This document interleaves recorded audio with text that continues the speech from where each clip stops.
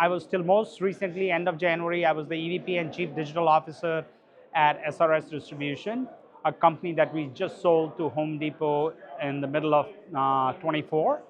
And right now, I'm taking a little bit of a break before figuring out what's next. First and foremost, of course, AI is the buzzword in town, and there's not enough knowledge to go around. So I was curious, and secondly, I knew Christian from my past, and when he sent the invite out, I had the time, and I was curious enough to say, let me see what these guys are doing and what this company is about. I'd never heard of Kung Fu AI, so I was curious, to be honest. No, so far so good. Again, I think good use case discussion, a good general discussion, how market is taking it and how to approach it. And we followed a little bit of a similar strategy in our own setup, so it was a good validation as well for the approach we followed. Just a long story short, uh, just when the buzz was going around, I took our entire exec team and flew over to Microsoft and Google EBC. And there, we just were soaking in what these guys had to talk about, AI, Gen AI, and what was going around in the marketplace. Coming out of there, our CEO was so convinced that we need to participate in this journey and double down our investment and set up goals like in 5 years, employees should be twice as productive. That means if we can double our revenue, we shouldn't need many more people. And customer experience bar none. And that's what got us started. We started with 2 or 3 use cases, very simple, focusing on experimenting with the technology. We did not initially try to deliver value, but we wanted to take up some problems that we could solve and were ripe for it. So we did a customer-facing chatbot for our pool e-commerce site, which could answer product questions, compatibility, price, inventory, which is the most important thing for a pool installer.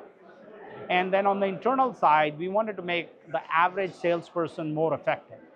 If you typically see a salesperson has 60 to 100 customers assigned, and they only talk to the top 10 who generate the most revenue, and the rest are ignored.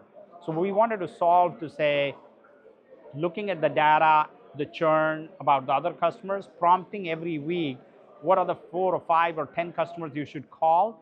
What should you call them about? How should you approach? So we married up the sales training with the data insight to give them very succinct email, a podcast, and a prompter to say, here's what you got to do to call these customers. So these are pretty insightful. When iPhone was launched in 2009, nobody thought of Uber or banking on your phone and mobile devices, or today Gen Z doesn't do anything that's not on mobile. I think tomorrow we'll see a lot of our redundant things that we do in our daily lives, whether ordering groceries. Alexa just announced that they'll have a smart thing that will not only just make you list, but can execute all the actions. So I think the art of possible is still very blurry, but the impact is definitely going to be huge. It's like I call it as the third wave, the internet era, smartphone, and now AI.